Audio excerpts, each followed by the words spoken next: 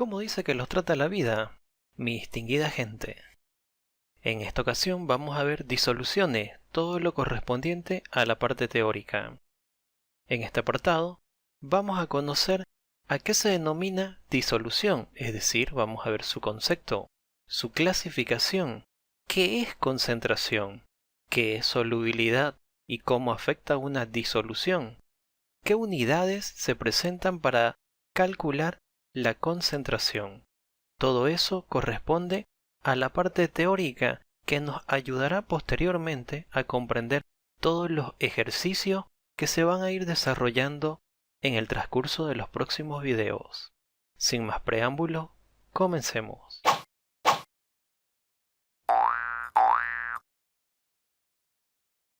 Primer punto. Introducción. Antes de hablar de lo que es una disolución y realizar su estudio posterior en profundidad, necesitamos conocer qué son mezclas. La naturaleza presenta dos tipos de mezclas, las que son homogéneas, cuando se observa una sola fase, y las heterogéneas. Las disoluciones están englobadas dentro de las homogéneas, por lo tanto una disolución corresponde a una mezcla homogénea.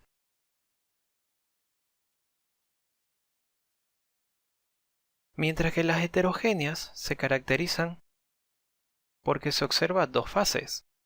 Estas fases pueden ser sólidas líquidas, pueden ser líquidas líquidas o sólidas sólidas. Dentro de las mezclas heterogéneas tenemos dos categorías, los coloides y las suspensiones. Estas mezclas heterogéneas,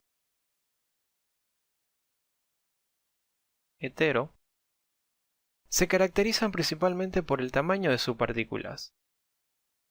Los coloides van a presentar partículas de menor tamaño que las suspensiones. Según el autor o bibliografía que consulten, se dice que un coloide presenta partículas en un tamaño entre 2 a 500 nanómetros, mientras que una suspensión presenta partículas mayor a 500 nanómetros, mientras que una disolución sus partículas son imperceptibles, y algunos autores dicen que sus partículas son menor a 2 nanómetros. Pero repito, eso puede variar según el autor o bibliografía que ustedes consulten. Lo que tenemos que reconocer son los tipos de mezcla. Entonces los tipos de mezcla son dos, homogéneos y heterogéneos. Las homogéneas cuando se observa una sola fase y ahí están englobadas las disoluciones. Las heterogéneas se dividen en dos, coloides y suspensiones, las cuales se diferencian por el tamaño de sus partículas. Ejemplos de coloides. Tenemos lo que corresponde a la sangre, la gelatina. Ejemplo de suspensión, arena y agua. Ejemplo de disolución, agua y azúcar, sal, cloruro de sodio y agua. Y ahí tenemos los dos tipos de mezclas.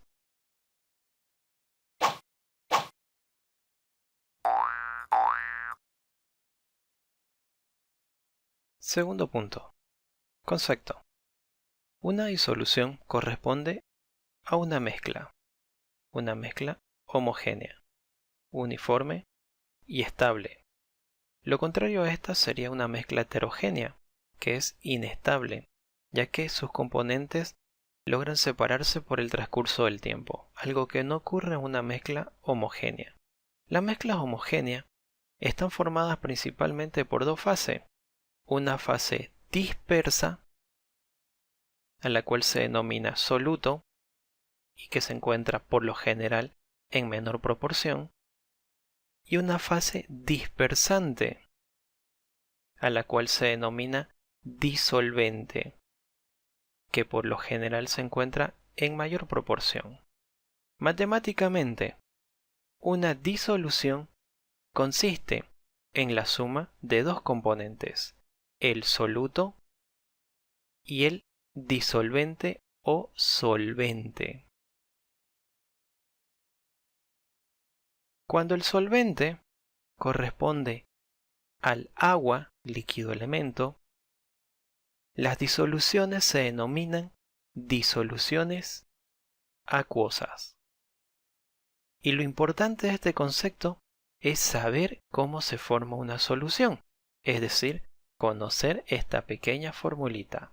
Solución o disolución es igual al soluto, que es el que se encuentra en menor proporción, más el disolvente, el que se encuentra en mayor proporción.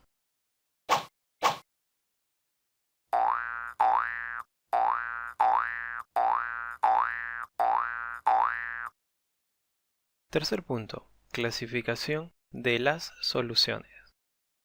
Toda solución o disolución puede clasificarse según el estado de agregación en la cual se presente. Es decir, que pueden haber disoluciones líquidas, sólidas y gaseosas.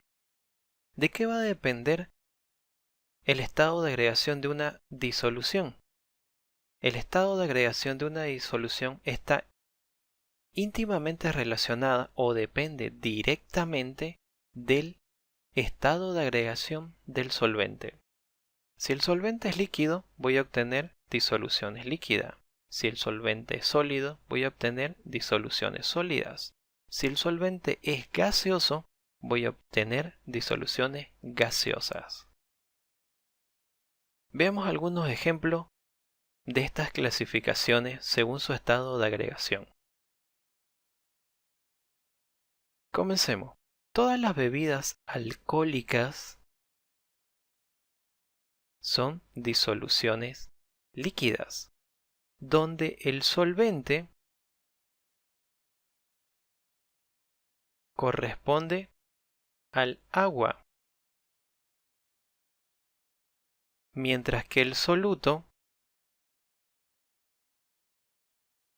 corresponde al etanol, carbono 2, hidrógeno 5 unido a un oxidrilo. Tanto el solvente como el soluto son líquidos, y la solución o disolución es líquida. Entonces acá la disolución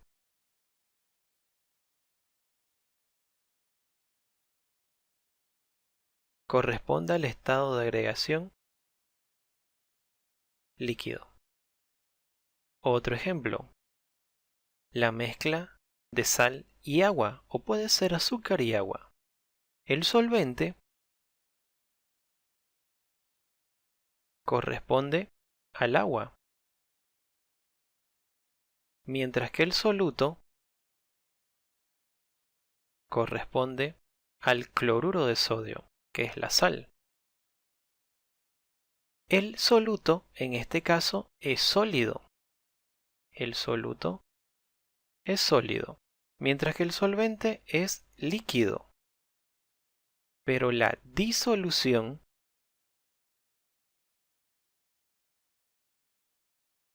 el estado de agregación depende del solvente. Como el solvente es líquido, significa que la disolución también va a ser líquida. Ahora veamos una disolución gaseosa, el aire. El aire es una disolución en la cual se encuentran mezclas de gases. Cuando el aire es puro, no se encuentran partículas, nada, estamos hablando de aire totalmente puro. El solvente corresponde al nitrógeno gaseoso. Y uno de los solutos, porque tiene varios, el soluto, el que se encuentra en menor proporción, corresponde al oxígeno. Acá ambas sustancias son gaseosas, por lo tanto el resultado de la disolución también va a ser gas. Pero el resultado de una disolución, su estado de agregación, depende directamente del solvente. Como acá es gas, la disolución va a ser gaseosa. Otro ejemplo. Acá tenemos una mezcla, una disolución sólida, donde el solvente corresponde al paladio. Solvente, paladio. Dentro del paladio, este absorbe grandes cantidades de hidrógeno. Es una solución que se ocupa para almacenar el hidrógeno. Entonces, el soluto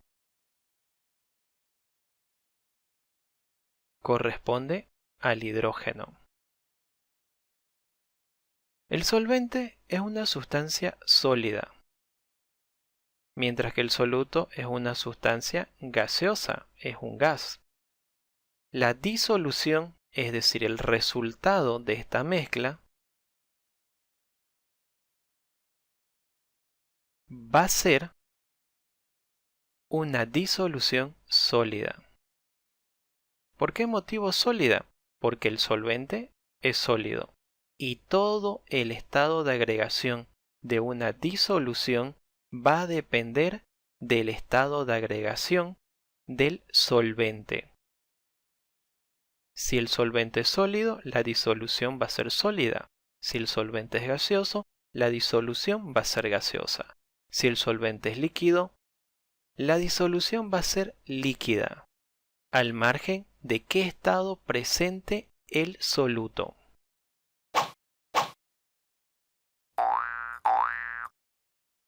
Punto número 4. Concentración. Esta palabra la vamos a ocupar bastante en este y los próximos videos, ya que esa palabra es la que se ocupa para cálculos matemáticos de disoluciones. ¿Pero qué es concentración? La concentración no es más que la cantidad de soluto que se encuentra en una determinada cantidad de solución. En otras palabras, es cuánto hay de esto en esto. Siempre se mide cantidad de soluto y no se vayan a equivocar en eso, ya que de eso depende los cálculos matemáticos que se hagan posteriormente. Clasificación de las disoluciones o soluciones según su concentración. Según la concentración, es decir, cantidad de soluto en un disolvente, estas pueden ser insaturadas, saturadas o sobresaturadas. ¿Cómo se diferencian cada una de estas? Las insaturadas es cuando la cantidad de soluto es menor en comparación a la capacidad de disolución de ese solvente. Es decir, que ese solvente puede seguir disolviendo más soluto. Las saturadas es el punto exacto cuando la cantidad de soluto alcanza la capacidad máxima de disolución de ese solvente. Es decir, que ese solvente ya no puede disolver más soluto. Si yo le adiciono un poquito más para que disuelva, se convierte en una sobresaturada porque ya perdió su capacidad para disolver al soluto y comienza a alojarse en el fondo, a cristalizar. Es el término que se designa cuando el soluto comienza a aparecer en una disolución, comienza a cristalizar.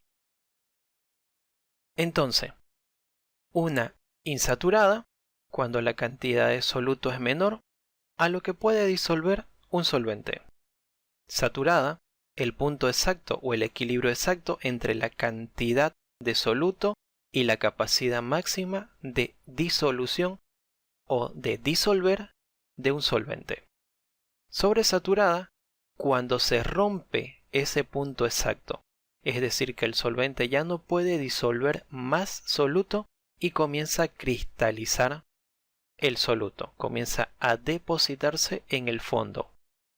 No es un precipitado por si acaso, porque el concepto de precipitado es otro. Este concepto corresponde a una cristalización, es decir, comienzan a aparecer cristales que no son disueltos por el solvente, porque ya no tiene esa capacidad, ha sobrepasado la cantidad de soluto a la capacidad de disolución.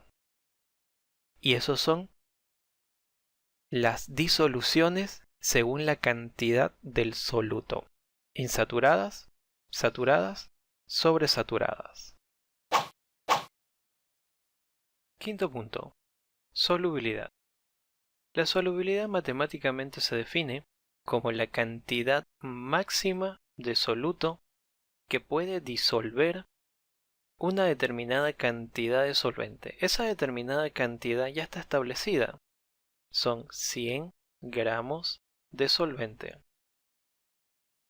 Entonces, matemáticamente, la solubilidad es la cantidad máxima de soluto en 100 gramos de solvente. Estos valores pueden cambiar de acuerdo al tipo de compuesto y la temperatura a la cual se encuentra esa solubilidad. Tipos de solubilidad. Según la interacción entre el soluto y el solvente, se presentan dos tipos de solubilidad: la solubilidad física y la solubilidad química. Veamos la primera. Solubilidad física.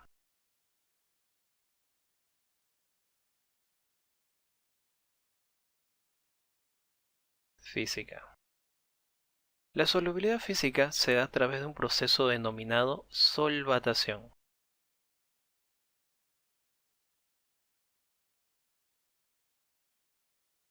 La solvatación, conceptualmente, dice que es el proceso en el cual las moléculas del solvente rodean a las moléculas del soluto. Veamos a través de una ecuación qué es la solubilidad física. Un ejemplo: cloruro de sodio en medio acuoso, en agua, se ioniza o disocia en ion sodio más ion cloruro. ¿Qué es lo que pasa en realidad al realizar esta mezcla? Las moléculas de agua, que en este caso las voy a desarrollar, hidrógeno unido a oxígeno,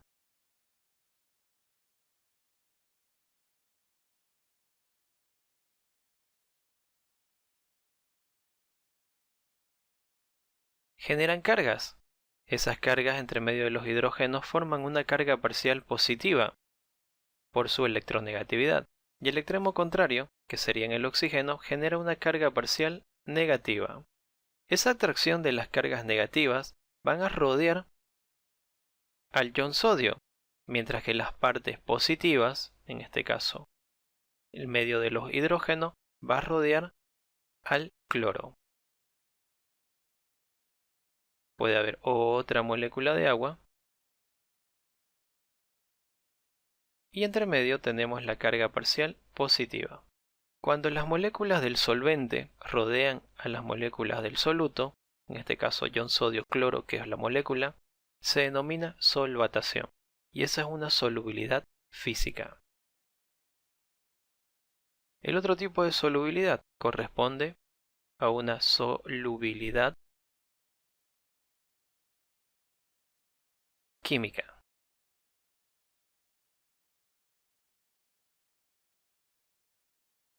La solubilidad química se da a través de una reacción química. Esa reacción química es de tipo ácido-base.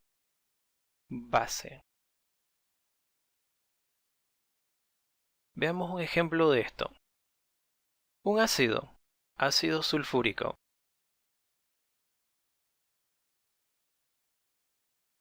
Una base, hidróxido de sodio.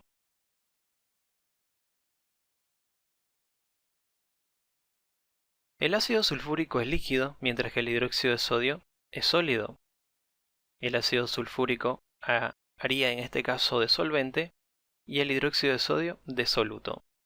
Esto va a generar una reacción química, no simplemente se van a separar como el caso de la solubilidad física. Acá ocurre una reacción química y da lugar a la formación de sulfato de sodio, desprendiendo una molécula de agua. Y el producto, que es el sulfato de sodio, es soluble en su medio líquido, agua. De esa manera se da la solubilidad química, la interacción a través de una reacción química entre un ácido y una base.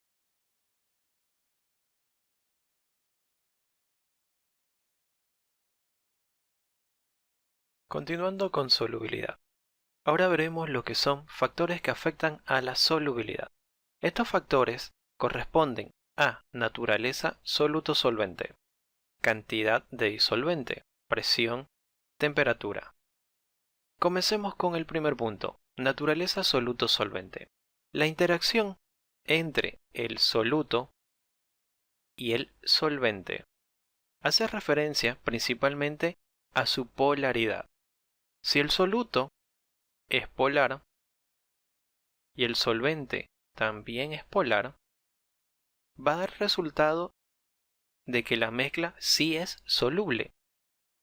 Pero si el soluto es polar y el solvente es apolar o no polar, que es lo mismo, apolar, el resultado de esa mezcla va a ser no soluble. Si el soluto es apolar y el solvente también es apolar,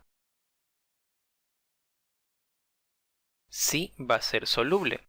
Entonces, para que haya solubilidad entre dos componentes, tanto el soluto como el solvente tienen que tener sus polaridades lo más similar posible. Si son totalmente opuestas, no va a haber solubilidad. A eso hace referencia la naturaleza soluto-solvente. Cantidad de disolvente. A mayor cantidad de disolvente, en este punto, si yo coloco en un recipiente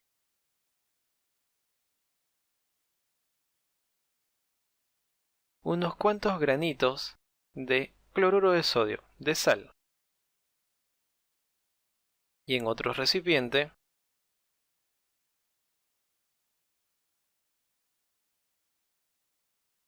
mayor cantidad de cloruro de sodio.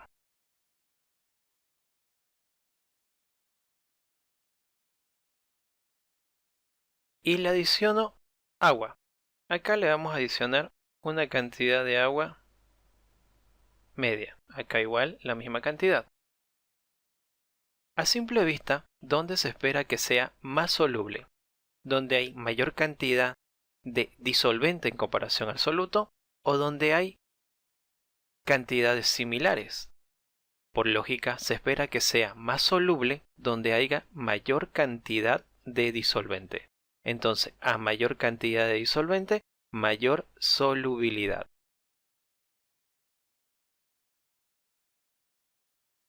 Presión. Este punto, o esta característica, solamente afecta a las sustancias gaseosas. Solo a los gases. No afecta a los sólidos ni a los líquidos. La presión va a aumentar la solubilidad de los gases, es decir, a mayor presión, mayor solubilidad. Pero si no hubiera un gas, no afecta en nada al proceso de solubilidad.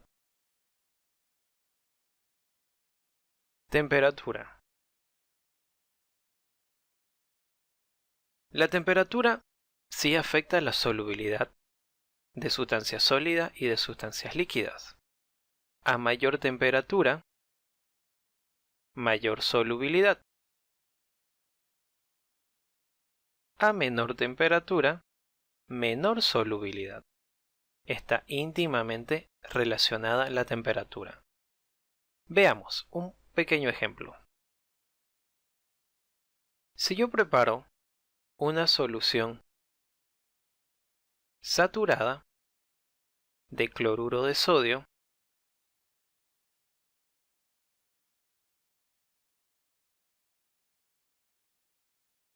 no se observa ningún granito, está todo disuelto, a una temperatura, un ejemplo, de 50 grados centígrados. Y posteriormente, eso yo lo enfrío. ¿Qué es lo que va a suceder?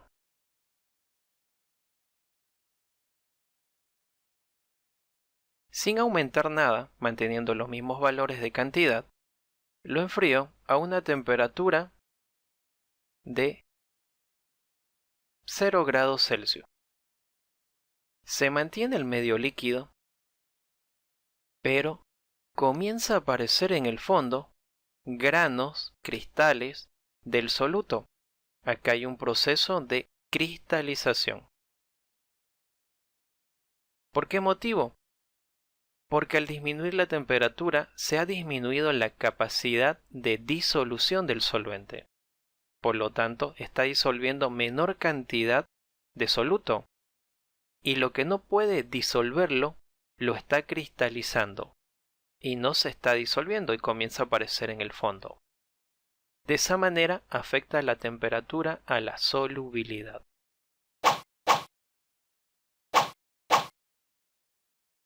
Último punto, unidades de concentración.